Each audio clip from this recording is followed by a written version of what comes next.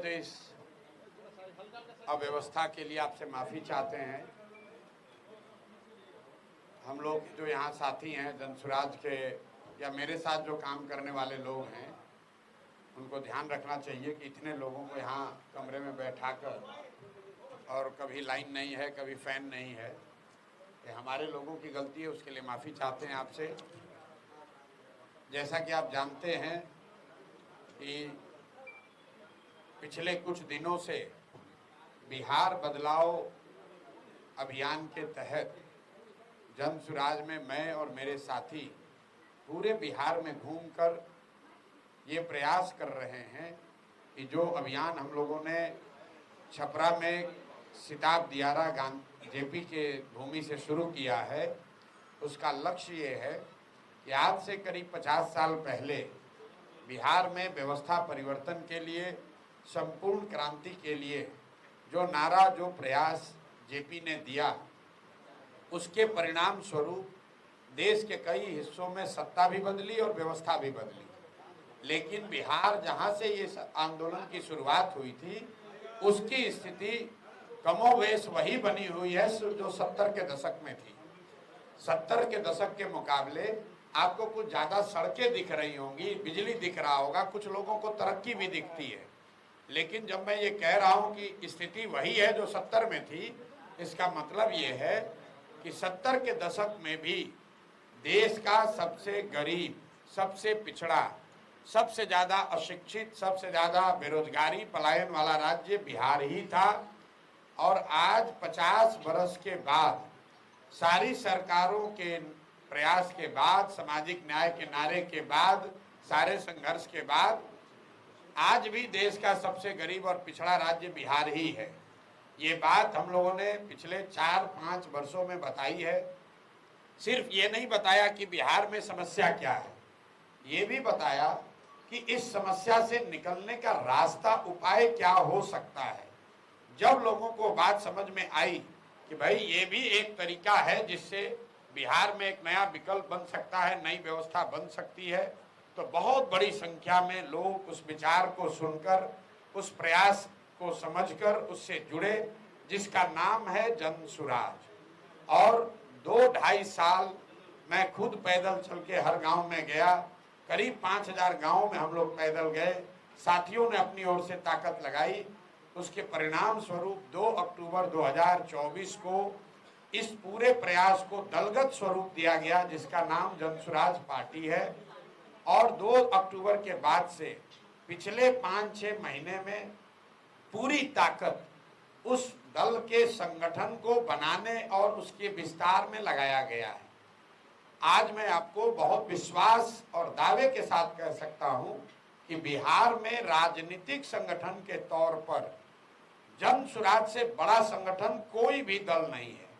ये संभव है कि बहुत सारे लोग जो जनसुराज में जुड़े हैं वो सक्रिय नहीं है, बहुत वो विजिबल नहीं है। ये भी संभव है कि वो इतने बड़े नाम नहीं है जो आपको ध्यान आपका आकर्षित करे। लेकिन अगर संख्या के हिसाब से देखेंगे तो 1 करोड़ लोगों ने मिलकर इस दल को बनाया था। उसके बाद से हर महीने करीब करीब 3 से 4 लाख लोग बजाबता 10 रुपया सदस्यता शुल्क देकर इसका प्राथमिक सदस्य बन रहे हैं। और आज ये संख्या, जनसुराज परिवार की संख्या करीब करीब 1 करोड़ 25 लाख के आसपास है। इतने लोग पूरे बिहार में जनसुराज से जुड़े हैं। हम लोग का मानना है कि ये लोग बदलाव की चाहत रखने वाले लोग हैं। ये वो लोग हैं जो पिछले 30 बरस से विकल्प के अभाव में लालू के डर से भाजपा और भाजपा के डर से लालू को जो वोट देने की परिपाटी है, उससे निकलकर एक ऐसी व्यवस्था को बनाने में अपना हिस्सेदारी चाहते हैं जिसमें जाति पाति नहीं, हिंदू मुसलमान नहीं, 5 किलो अनाज नहीं, मंदिर मस्जिद नहीं, 400 रुपया के पेंशन के नाम पर समाज को न बांटा जाए, बल्कि यहाँ पर आमूल चूल परिवर्तन की एक व्यवस्था की जाए, जिसमें बिहार में बच्चों के लिए पढ़ने के लिए देश में सबसे अच्छी सुविधा बने।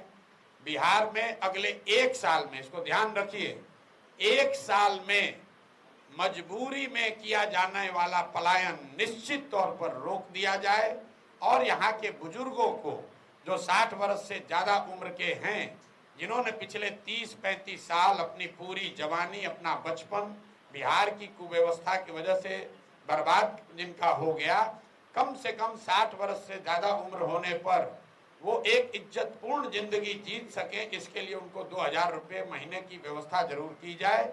इसी संकल्प के साथ इस अभियान को शुरू किया गया है और अभी बिहार बदलाव यात्रा के तहत मैं हर विधानसभा क्षेत्र में कम से कम 2 छोटी सभा कर रहा हूं। उसी के तहत कल हम लोगों ने औराई में एक सभा की और दूसरी सभा सीतामढ़ी में पुपरी में थी। आने वाले समय में आप ऐसी सभाओं की संख्या को बढ़ते हुए देखेंगे। इन सभाओं के जरिए लोगों को एक बार फिर से जन सुराज की क्या परिकल्पना है, ये विचार क्या है, गरीबी से निकलने का रास्ता क्या है, लोगों को मैं फिर से याद दिलवा रहा हूँ, उनको संकल्पित करवा रहा हूँ। इस अभियान में भी वोट नहीं मांगा जा रहा है। हम ये नहीं कह रहे कि जन सुराज को वोट दीजिए। लोगों को एक ही संकल्प दिलाया जा रहा है कि वर्षों की आपकी बदहाली एक झटके में 5 महीने में खत्म हो सकती है, अगर आप ईमानदारी से 2 ही काम करना है। जो जिन नेताओं ने बिहार को लूटा है, वो नेता चाहे आपके जाति का हो या धर्म का, दल का हो या गांव का, उसको वोट नहीं देना है। इन सभाओं में लोग 2 ही संकल्प ले रहे हैं। पहला संकल्प कि जिन नेताओं ने बिहार को लूटा है, वो चाहे हमारे जाति का हो, धर्म का हो, गांव का हो, दल का हो, उसको हम लोग वोट नहीं देंगे।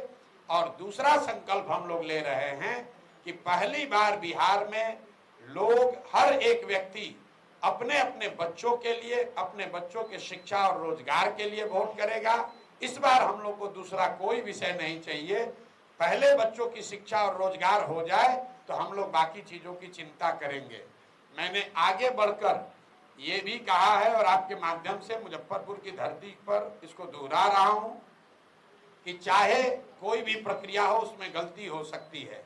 तो अगर जन सुराज का जो उम्मीदवार होगा वो अच्छा व्यक्ति नहीं है, अगर उससे बेहतर व्यक्ति कोई दूसरे दल से खड़ा है, मैं जन सुराज का अगुवा होने के बावजूद कैमरे पर लोगों से अपील कर रहा हूं कि अगर जन सुराज से भी कोई गलत व्यक्ति खड़ा हो जाए, उसको वोट मत दीजिए। आप एक ही संकल्प लीजिए कि बिहार में अच्छे व्यक्ति को वोट देंगे, अपने बच्चों के लिए वोट देंगे, बिहार में शिक्षा और रोजगार के लिए वोट देंगे। यही संकल्प को फिर से घर घर जाकर पहुंचाने के लिए बिहार बदलाव यात्रा हमने शुरू की है।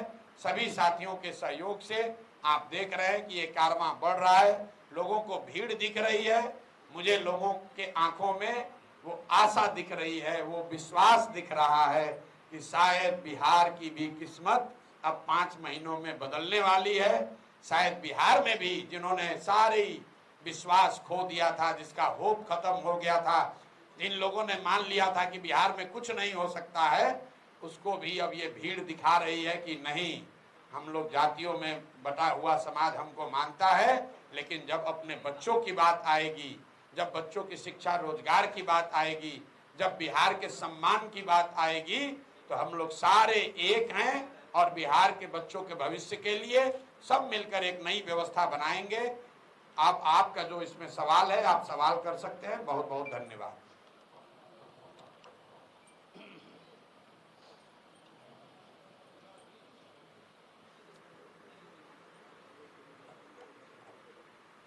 सवाल नहीं है तो अब हम लोग आगे बढ़े।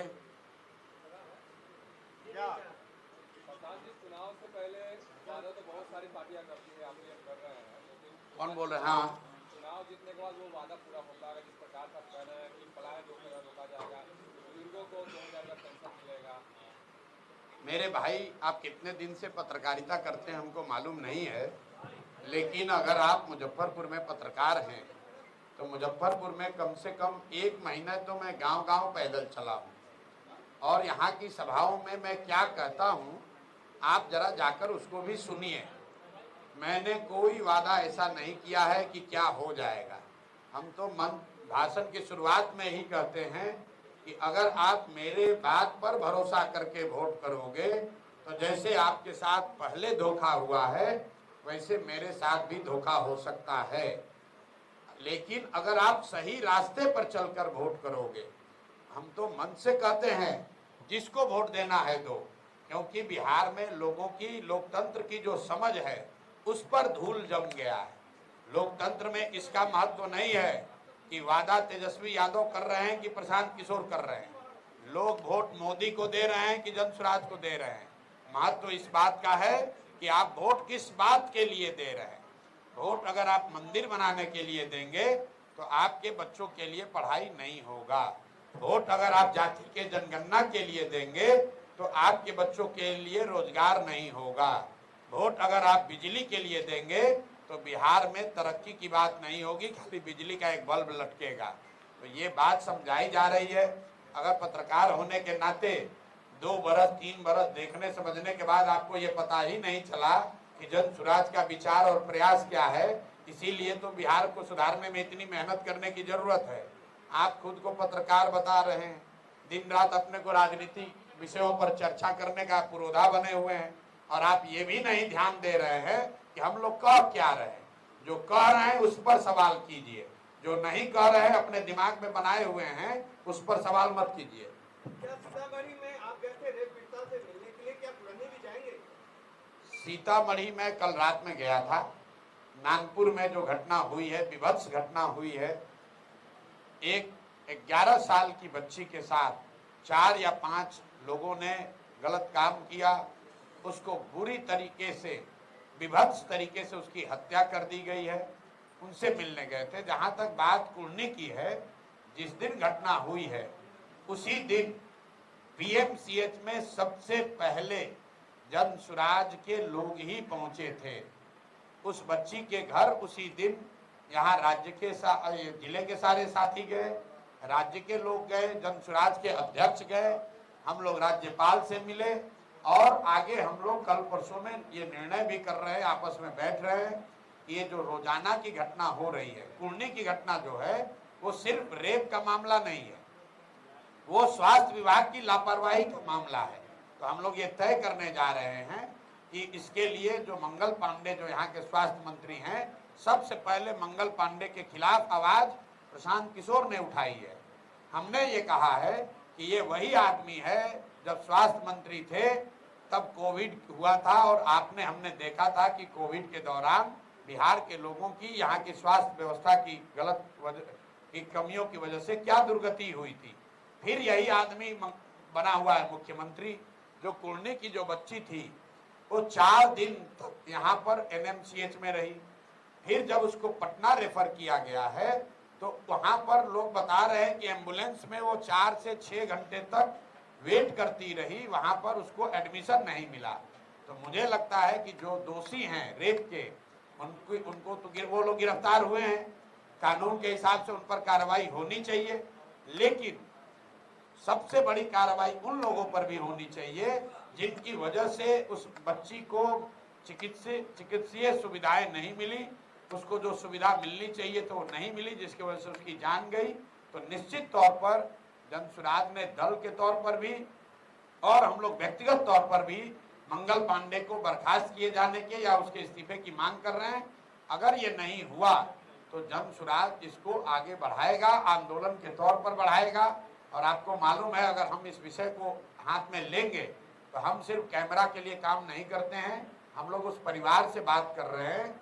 अगर वो लोग लड़ाई लड़ना चाहते हैं, अगर वो लोग ये मानते हैं कि बिहार के स्वास्थ्य विभाग के पीएमसीएच के लोगों की गलती की वजह से उस बच्ची की मृत्यु हुई है, तो हम लोग जनसुराज परिवार पूरी ताकत के साथ उनके साथ खड़ा होगा और मंगल पांडे को काम करना मुश्किल कर देंगे, उनका घेराव करेंगे, उनसे सवाल जवाब करेंगे।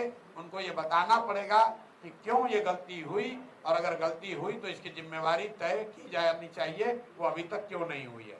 प्रशांत किशोर जी, संभावी चौधरी ने आपसे सीधा आपको मैदान में आने की बात कही है समस्तीपुर से, और उन्होंने सीधा आपको चैलेंज। सबके बातों का जवाब देना जरूरी नहीं है।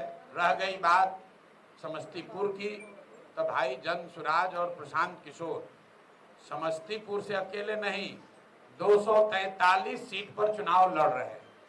जिसको जितना दम है, जिनका नाम ले रहे हैं उनको, उनके पिताजी को, उनके पिताजी के नेता को, जिसको जितना दम है हम तो हरनौत में गए और वहां पर उनके गांव में घुस के बताया कि यहाँ पर भी तुमने अपने लोगों के साथ कुछ नहीं किया है, अपने लोगों को कुछ उनके लिए विकास के लिए काम नहीं किया है।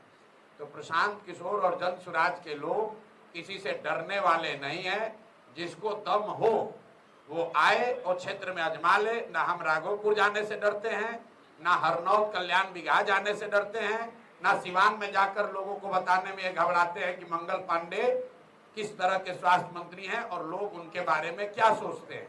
अच्छा, दलित है इसका भी उन्होंने आरोप लगाया कि दलित हूँ इसलिए मुझे प्रताड़ित करने का प्रयास किया जा रहा है। भाई देखिए, ऐसा है, ये विक्टिम हुड दूसरे पर जाकर खेलिएगा। कौन दलित है, कौन कुशवाहा है, कौन यादव है, ये विषय नहीं है। और हमारा उस जिस व्यक्ति का आप नाम ले रहे हैं उससे हमारा कोई लेना देना नहीं है। उनके पिताजी के बारे में हमने बताया कि ये टुटपुंजिया नेता है, कांग्रेस के अध्यक्ष थे बिहार में, और उस पार्टी के पीठ में छुरा घोंप के मंत्री बनने के लिए तब कांग्रेस छोड़कर ये आदमी आकर जदयू में शामिल हुए। जब जदयू में शामिल हुए तब मैं जदयू में मैं ही था, और हम लोग यहाँ आकर दरबार लगाने वाले ये लोग हैं कि प्रशांत जी किसी तरह हमारी मदद कीजिए।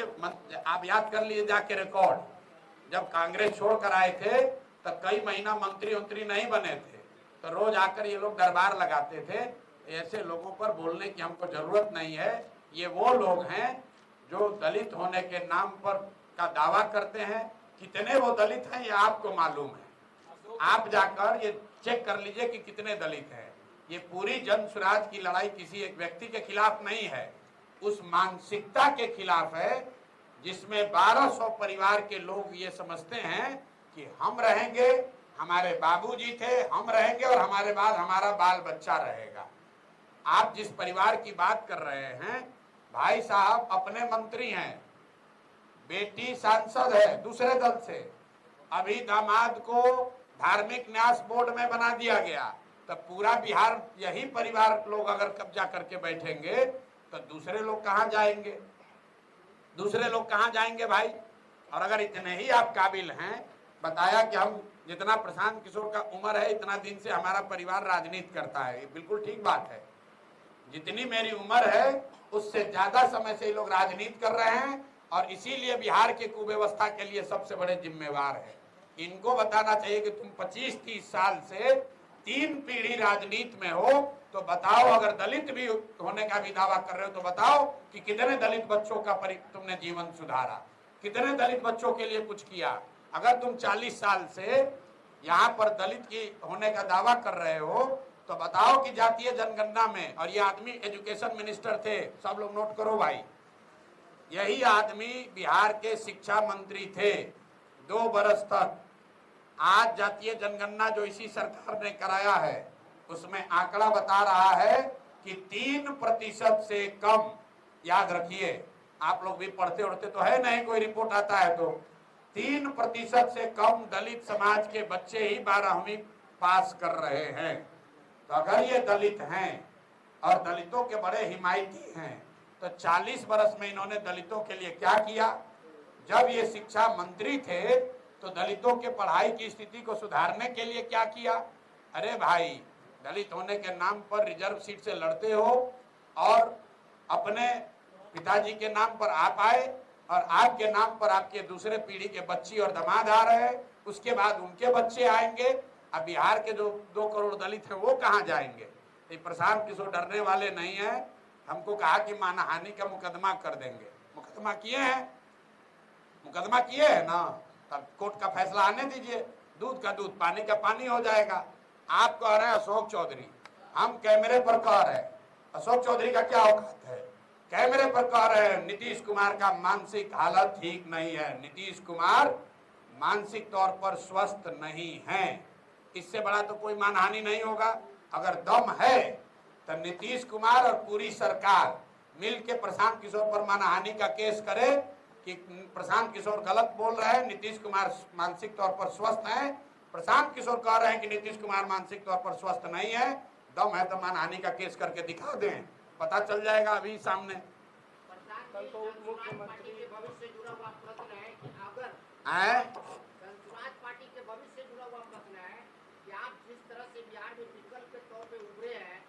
चलिए आप मान तो रहे ना कि उभरे हैं। जिस तरह से उभरे हैं, अगर महागठबंधन के घटक दल जो राष्ट्रीय कांग्रेस पार्टी है, अगर वो चुनाव बिहार में अकेले लड़ती है तो फिर आपको आप तो चुनाव रणनीतिकार है, उस कैसे उसको देखते हैं और कैसे भाई ऐसा है, अगर आप हमको रणनीतिकार मानते भी हैं तो हम 3 बरस से एक ही रणनीति बना रहे हैं कि बिहार की स्थिति को बदला कैसे जाए। एक ही रणनीति बना रहे हैं कि ये 1200 परिवारों का जो राजनीति पर कब्जा है उसको तोड़ा कैसे जाए।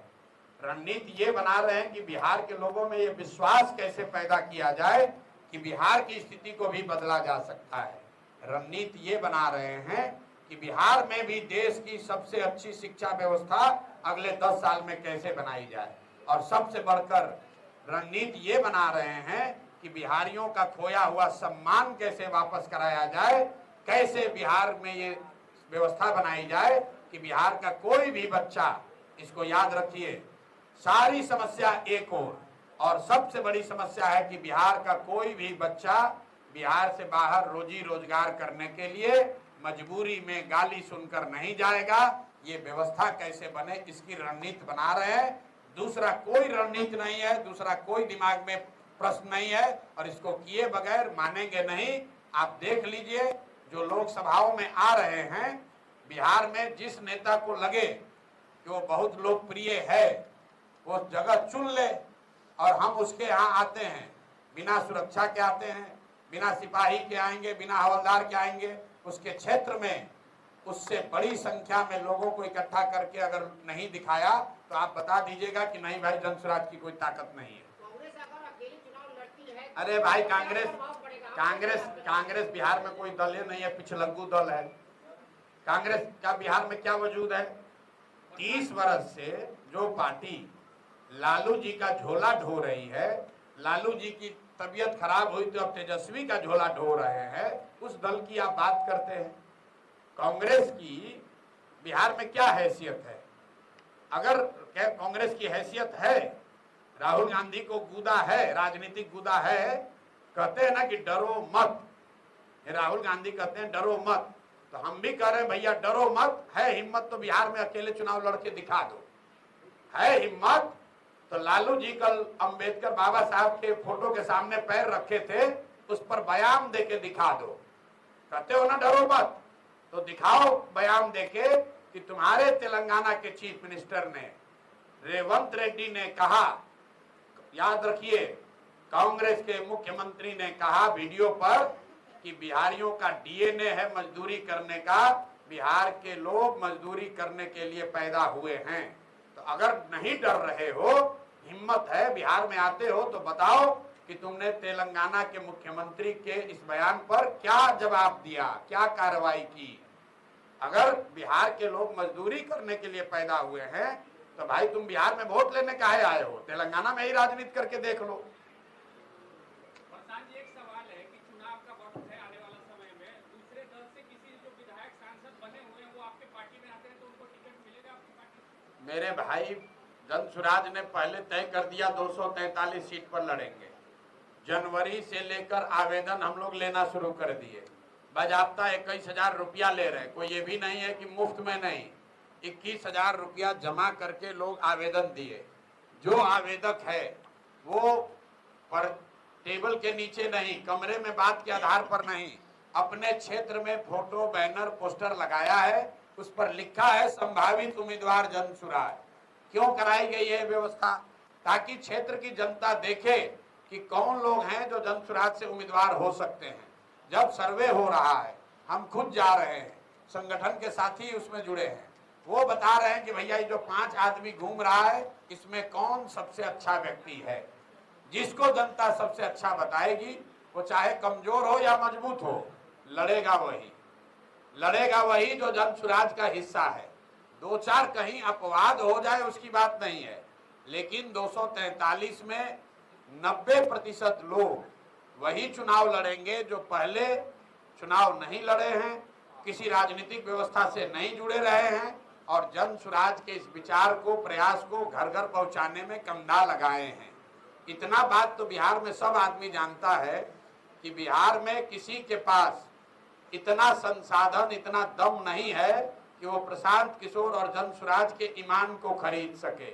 तो जनसुराज में टिकट वही पाएगा जिसको जनता चाहेगी, ये बिल्कुल स्पष्ट आप मान लीजिए। ठीक है भैया, खत्म किया जाए।